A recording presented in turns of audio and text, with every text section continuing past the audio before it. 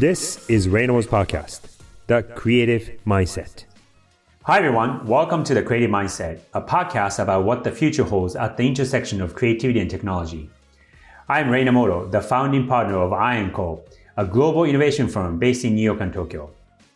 Generative AI has been the topic of the year, not just in the creative industry, but various industries and how it might impact the way we work and us as human beings. Since the explosions of tools like ChatGPT, Midjourney, and other generative AI tools, there have been many attempts at leveraging AI in the creation of content. However, at the enterprise or brand level, there haven't been that many viable or successful case studies of AI for and by creatives. Today's guest is Pum Lefebure, the co-founder and the chief creative officer of Design Army in Washington, D.C., where she oversees all creative coming through the agency's doors. An award-winning creative director and savvy business leader, Pum is a Thailand native who brings a global sensibility to American design. She's also a dear friend of mine, and we are of the same generation of designers. We came up together in the creative industry as immigrants trying to make it in America. There was a lot we talked about, so we decided to split this into 3 parts. At the time of this recording, Pum had just launched a campaign for one of her clients, Georgetown Opticians, and I had seen her work being featured online, and that's how the conversation started. In part 1, we go into the specifics of how she built the campaign using Midjourney, how long it took, and the advantages and disadvantages of using AI for a creative process. What happens when a professional designer uses AI for real client work? That's the topic of today's conversation. So let's get started. Timely, you just happened to release a new piece of work for one of your clients called Georgetown Optician. And this campaign that you did, the adventure of AI, I being the I that you have, as opposed to the letter I, which is a clever, simple twist to the word AI. If you could first describe what the campaign is and how it got started. So adventures in AI is almost, think of space tourism, right?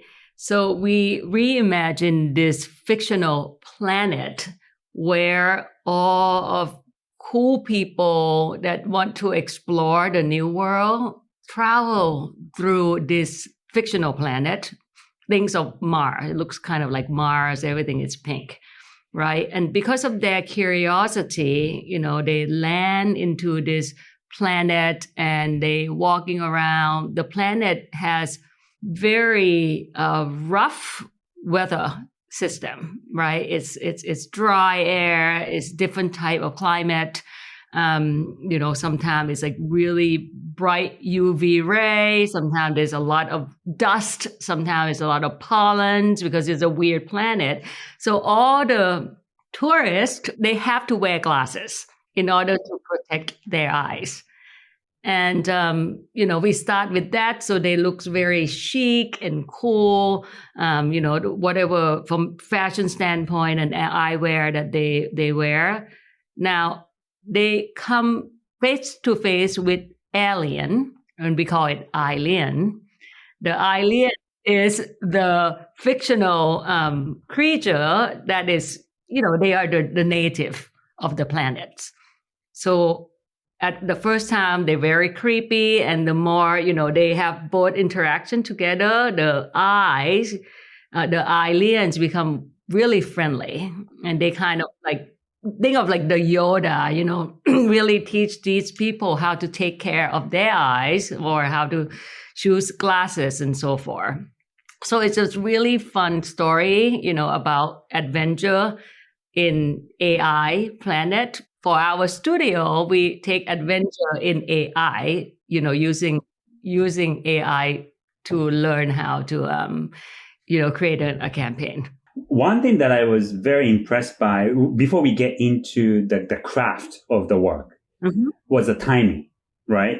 The last few months, especially since the end of last year, 2022, to the beginning of 2023, both visual tools as well as text tools, right? So tools like DALL-E and Midjourney since last year, and then ChatGPT in the last 6 months or so, have all of a sudden drastically improved in its quality of the outputs. A year ago, if you tried to do this, you probably couldn't have done it at the quality. Correct. Yeah. So was this something that you proactively presented to the client, proposed to the client, or was it, hey, you know what, it's the season, almost the spring season, we have a new collection coming up. It's sort of a regular cadence that they have, and then you just happen to say, you know what, let's use AI to produce this campaign. How did it start? So let's start with my experience with the AI in general. I use Midjourney, and I remember last year in the fall, I start seeing posts on Instagram, people using AI, and I was not that impressed with the result. It just looked, kind of average artwork, right? I remember back in November when Midjourney released version 4, and I was shocked of how incredible the image, the way it looks was really mind blowing to me. And I thought, okay, maybe this is the time for me to jump on it and really experiment with this software just on my own. During Christmas, I was playing with Midjourney to redesign my house or creating a wardrobe or do fun fashion thing. It was just kind of a hobby, you do at night. So it's experimenting with okay, how do I design this house that it looks like a house that's in the middle of Lake Como with spaceship is flying all over. It's just limitless. And, it was just playing back in December. Then in January, after Christmas break, the client called and he say he's opened a new store. They have multiple locations in Mid-Atlantic, and they opened a new store, and he was needing of a new campaign, that have to pretty quickly, including POP, poster, retail signage, as well as, the website, and, we run their Instagram account. So I thought, okay, for the time that we have for 4 weeks, we're not going to have a lot of time to execute this. I mean, I do photo shoot all the time. I go to do big shoots with director and great photographers, work with wardrobe, makeup, stylist, casting, all that stuff. So when you think about it, the assignment is also come with time limitation of 4 weeks. So I thought, okay, I want to experiment with AI and see what it can do. And then I was like, okay, let's do an AI campaign and do an adventure in AI and see how far we can go with our imagination using this technology. And that's how it's come about. And to get into the detail, so was it the client, calling you and say, hey, Pum, in 4 weeks, I have to open these new stores, help me? Yeah. And then you literally doing the work yourself, or did you have a team? Did you brief the team and say, hey, we got this client, we got this request from the client. We have to turn things around quickly. What was that detail? So I did the work myself in Midjourney, which is rare, right? Usually, we do the team, but we were so busy after, holidays in January, everyone's so busy. And I had some knowledge of how I have been training my own AI, of things that I like, how it's looked, what art history reference I was playing with. So I kind of have a basic base already for my personal fun project, and then taking this to, the next level and really creating a world that, in my head. But then after that, what we did was create the image through Midjourney without glasses on. And then we apply glasses, which is on e-com. It's like online store. Yes. There's an online store. Usually all the product is in white background, not that inspiring. So I always thought it's 4 weeks.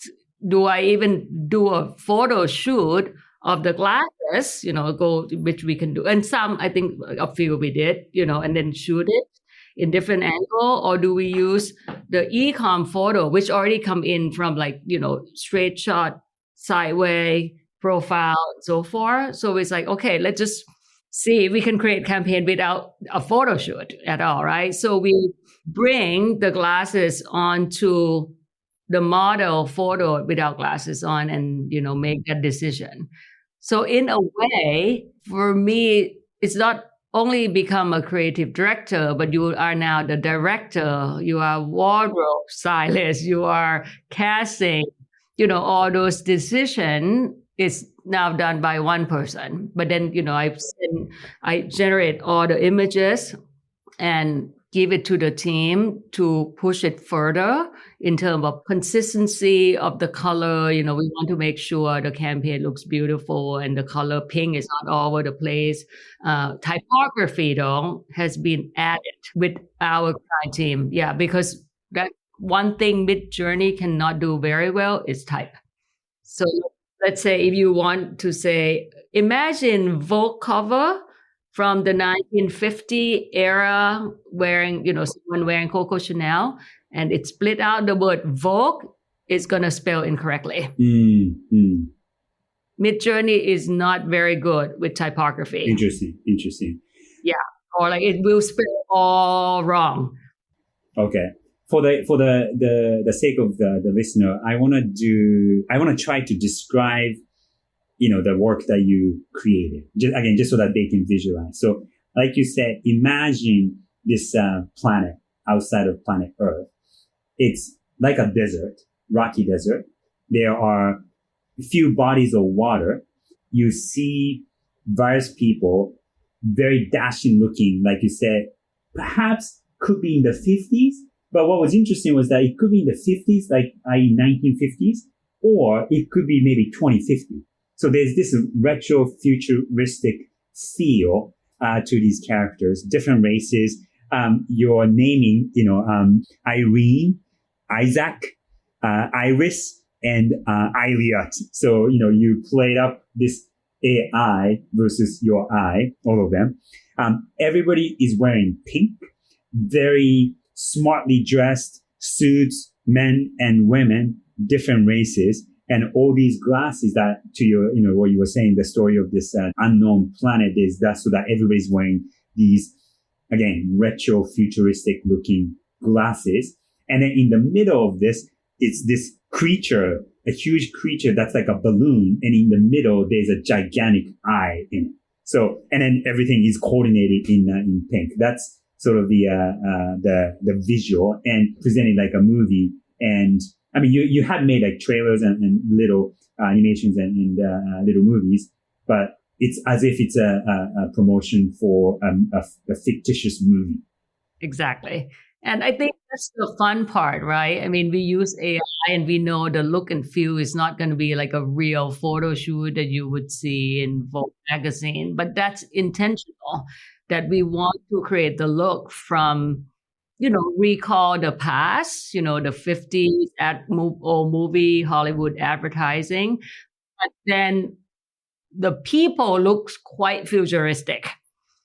So the magic is in combining mix different eras together to create your own. And I think that's why when you look at it, it has that haunted power that, okay, this looks different because like we do both ancient, alien mixed with futuristic look. So it's like ancient future was kind of our theme.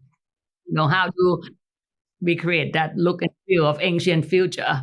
So you, as soon as you got the call from the client, you had this idea of why don't I play with the word AI and AI?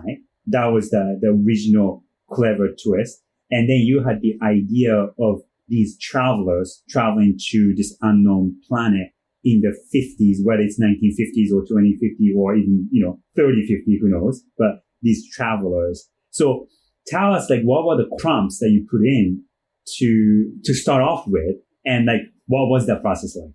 I think, we start with the people first because I want to creating certain look and feel of the people. Now, what they wear is different. So, I can't tell exact prompt, but just in general, right?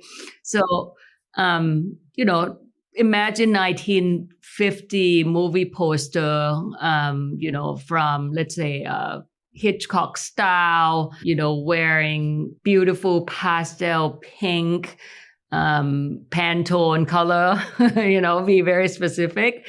And with the background of Mars in the movie of Space Odyssey. I mean, it's almost like the prompt is extremely long because I want to make sure that it doesn't look like something that already exists. So there's a combination of different designer and architect and movie director or film, that kind of mixed together to create our own. I was very careful because you don't want to copy an artist's work. That's the ethic part, right? Like you got and that's, we can talk about that. As a designer who's create campaign all the time, we want to make sure that we recall the period of 50s, or like a work of certain artists, but then you got to mix it because otherwise Midjourney will just split. Let's say you say Andy Leibovitz, it's going to look just like her. And a lot of time I even see some people uploading an artist's photo and then, type 4 or 5 sentences in and then it just split. So the choice of A, B, C, D that Midjourney is splitting out, it looks too similar to, let's say, Annie Leibovitz. You kind of recall that picture because it's a famous photo. And what Midjourney does is grabbing everything on the internet, like those data, and then it's creating, conceptualize an image. So you got to be quite careful in terms of, what collection of prompt you use and not just use one sources. You have to use multiple. And that's just from the ethical part. Like, I just want to make sure that, we don't kind of try to. Yeah. So on that note, were you typing in specific artist names? You weren't typing specific artist names, or you were typing specific artist names and then saying adding other factors to make it original? Yeah, you have to type in a style, like let's say the clothes. When you look at the clothes, they look quite different. The clothes you can refer to, the clothes is made up from Comme des Garçons in the 1960s, or the clothes can make up from Chanel back in 1920, or you can do clothes make out of Zaha Hadid architecture, or clothes can make out of butterflies, right? So like it doesn't have to recall. I mean, you can do Comme des Garçons mixed with jellyfish to creating something, because I was looking for something round to mimic the eyeball, play with repetition for that certain image. So it depends. Like sometimes you can have a set of prompt ready and then you do a blank canvas of wearing Gucci, wearing Louis Vuitton, wearing Balenciaga. Yeah. And sometimes it's work, sometimes it doesn't work at all. So it's experimental. Right. You said earlier that you shot glasses separately, right? And in this case, the client, they sell glasses. Did you know going in that you had to do that? Or did you try to, Midjourney the prompt, this kind of glasses? So let's say Cartier glasses, well known. You have to type in, famous Cartier glasses. It doesn't quite, because at first I thought we don't need to do Photoshop. I can just say Tiffany glasses, Cartier glasses. It doesn't quite come out exactly the same. So that's why it didn't work. I think one day it will, give it 6 months, but at the time that we created, the glasses does not look exactly the same. But in this case, I think what worked brilliantly, was the fact that it's a brand with a product that is relatively synthetic. It's an object, right? It's not a shirt that is somewhat organic.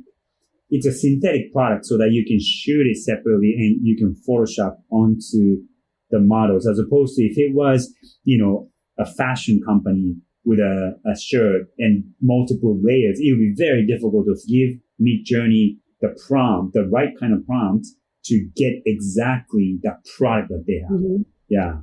Yeah, I think it's a very good use of this technology for this concept. But then we add animation, you see alien jumping. And if you're looking at there's an alien jumping through the glasses, and we add storytelling into it. So from the moment that you got this request from the client till, you going into Midjourney and presenting, like, did you do all that by yourself? All the images I generated. Yeah. And then how many days and what was it that you presented to the client? How long did it take from request to presentation to approval, I guess? Well, the whole thing is 4 weeks, right? Right. So like first week, I was just like really generating images. Yeah. The people are easy. The landscape is easy. The eyeball is difficult. Yeah. Yeah. The alien, because that is completely innovative and unique character that was created by AI. Right. Yeah.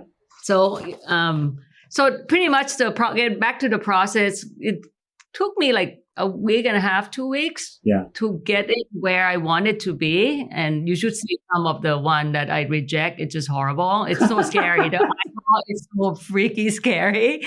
I was like, how do I make it lovable? And how do we make it like alien and cute, Yeah. But it took a while to get to that point. So 2 weeks, a week and a half, 2 weeks to generate, and then giving a concept, create copywriting of different episodes, like attack of the blue light, right? So you kind of have to have a concept first before you tell what AI to do. So it's the same. I don't let the AI generate a concept and then thing. You kind of have to sketch it out in your head. I want to do attack of the blue light. I want to do the double vision where you see the moon, 2 moons, or like it strikes the spring. I see like a pollen, flying through allergy season, or like the return of dry eyes. We want very kind of desert-like. Right. So you concept that out in sketches first, and then you ask Midjourney to creating an illustrate idea. So yeah. Again, so all this time you're doing this all yourself. Like typically you as a creative director, you get a request from the client, you have an account person, project manager, whoever, and then you brief, you find your resources, you brief the team, they come to you a couple of days later with an initial idea, maybe sketches, and then you go back and forth and you put it into a presentation, right? But like all of this, like you had the initial idea of these travelers in AI, and then, how do I connect that to these product features and the product benefits? Like you're doing this all in your head, all yourself. Yeah, and then I work with a team too. I mean, I have the idea, and then the team, like we talk about, okay, what we can do, what it's going to look like, how animated. So it's collaborated, but the person that worked on Midjourney is me, which is weird because it's like going back to learn Photoshop again or something as a creative director. And but it was fun. I thought I had to, in order for our company to change the way we work, I want to experience it myself first, so I know what what I'm talking about. I need to be confident and create an example so I can tell the client and ensure them that this can be done. So, for me, AI is the future of design, and it will totally change the way we work. And, I thought I need to just get on it. It did take time. It get, quite frustrated in the way. Sometimes you can spend a couple hours and you don't get the result that you wanted to. What gets you excited about that very real future that we now live in?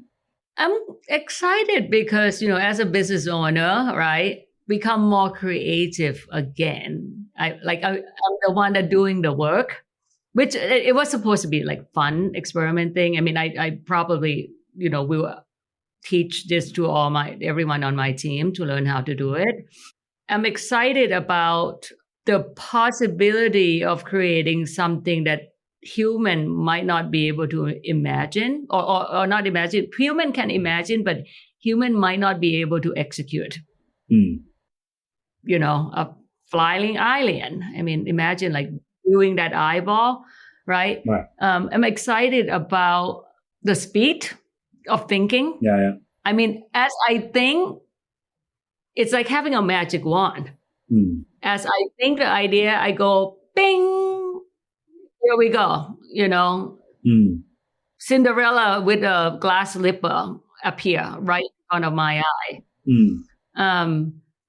I'm excited about us working with the AI in a way as a collaborator, not as a, I don't want to be a slave for AI in a way, right? So like when you think about it, the difference between this campaign, a lot of AI campaign that you have seen, you see like high catch-up campaign, for example, which, they do that. It's like, here's high catch-up. Our campaign is we asking AI to what does high ketchup look like in different style or Coca-Cola or whatever. That is like the campaign of how machines spit out the image. The way I use it is very different. We use it as a tool. The campaign is using this as just like a Photoshop tool or Illustrator.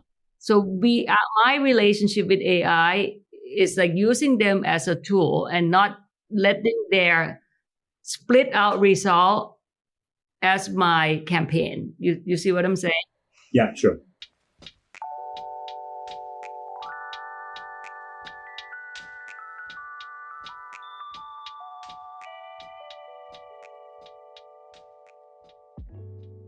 So that was part one of my conversation with Pum Lefebure, the co-founder and the chief creative officer of Design Army in Washington, D.C. As a designer and a creator myself, working with national and international clients, we've had numerous conversations with them about using AI and how to deploy and implement the tools in various aspects of what they do as brands. When it comes to creative executions, many of the clients, particularly big national or international level clients, are hesitant to use AI because there are still numerous issues that either brands and or technology companies haven't resolved. A lot of background content that AI uses to generate the output comes from the web. Not just a lot, it's actually everything. That's where everything comes from. So inevitably, the output is based on and could include things that have been created by other people. So there's an obvious copyright issue, and we are yet to find a clear resolution. Companies like OpenAI have implemented ways for mitigating that risk. So for instance, a little while ago, OpenAI announced that they would actually cover the cost of legal fees if the user gets sued by somebody else. So that's one way to mitigate, but I would say that's a bit of a band-aid to an issue that I think the technology world, the creative world, and the business world have to resolve in order to be able to use generative AI in a viable and meaningful and safe way. Having said that, as I said at the beginning of this episode, Pum's example was and is, to this day, one of the few successful ways of implementing using AI to actually execute a campaign. Granted that the client may not have been an international level, but still of a certain size that needed to take a certain risk in using AI and creating the output. It was also interesting and very useful to hear from somebody who used it and realized what the strength, the advantage and disadvantages. And for instance, as she said in my conversation, she realized that AI had limitations when it came to actually rendering the product itself. And I thought it was insightful and ironic at the same time, because the very thing that her campaign was trying to feature was these pairs of glasses, and that had to be done manually and by human beings to make sure that the representation of the thing that the campaign was trying to advertise, humans needed to create. So the impressive thing was that Pum realized the right balance between AI and humans and used AI in a way that enhanced the output. And also timely, when she launched this campaign earlier in 2023, the topic was even hotter than now, and there hadn't been that many examples of these executions that were out there. So I think it was very timely, but also very experienced insight that she had in order to execute it in the right way. If you are listening to this on Spotify, there's a Q&A field, so please do send us your questions and comments. And if you like our podcast, please leave us a 5-star rating.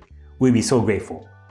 In the next episode, we get into how we as creatives and designers should maximize our creativity in the age of AI. So stay tuned. I'm Ray Namoto, and this is The Creative Mindset. See you next time.